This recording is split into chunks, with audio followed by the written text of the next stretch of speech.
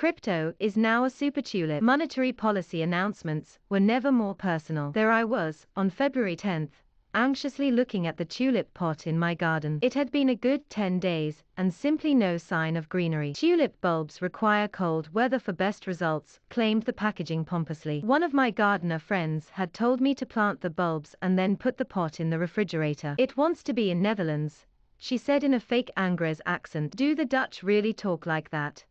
I had thought irritatedly. In January, I ceremoniously planted the tulip bulbs and then created space in the Netherlands of an already crowded refrigerator. The family was following the whole thing with complete disbelief. Are you sure it can stand being next to the humble Indian Bangan Ka Bata?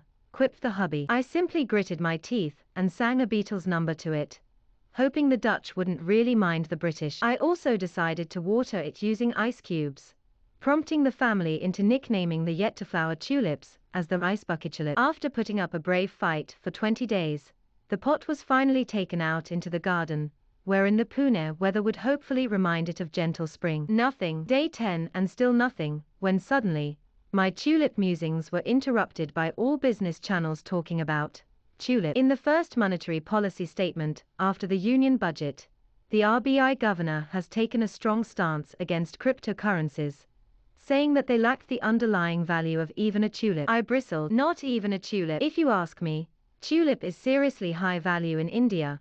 The cost of bulbs, slow-release fertilizer, the cost of electricity for storing it in the fridge, nothing to say of the imputed cost of bearing barbed insults from family, music and the anxiety. But of course, what the RBI governor was referring to was the tulip mania episode. In the 17th century, Amsterdam was the leading commercial center of the world. Several new financial products and institutions heralded the financial revolution in the Netherlands. This was led by the acute and sharp acumen of the merchants of Dutch East India Company, which is the world's first formally listed public company. These merchants led voyages eastwards with profit rates as high as 400%. In one of these voyages, it is believed that the tulip was brought home from Turkey. Such deep colors, unknown to Europeans, caused a lifestyle craze in an economy that boasted very high GDP rate. To their delight, the exotic flower took to the climatic conditions of the Netherlands very well. Initially a rarity, tulips quickly became a rage and a status symbol. Bulbs were traded between June and September in the spot market,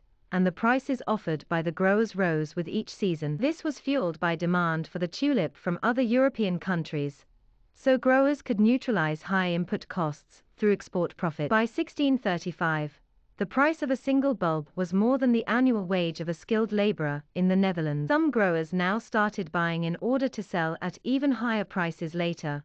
Growers turned traders. It was impossible that the Dutch traders, with their appetite for financial products, would not turn speculators. Speculators got into futures, deciding the price today for delivery at end of the season. There were no physical deliveries involved and bulb prices on futures and spot markets spiraled up madly, led by spiraling, but now plateauing prices of tulips. In 1637, the spot market collapsed as no grower was willing to buy the bulbs at such inflated prices. Traders were left holding bulbs that were now trading at a fraction of the price at which they had been bought. Buyers reneged on futures contract. The bubble burst and the tulip mania came to an end. In the world of finance, the mention of the tulip triggers reference to an asset bubble that is backed by something inherently exotic, but unstable. Crypto is now super tulip, since it has features of an asset bubble, but nothing underlying it, not even a tulip. The RBI will do well to support the government in terms of coming out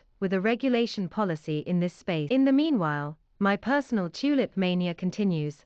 Under the Solana of February, I am hoping to see some of the promised ethereal beauty sprouting out bit by bit from the pot. After all, it does have an underlying tulip. The writer is a brave economist trying to laugh against the odds.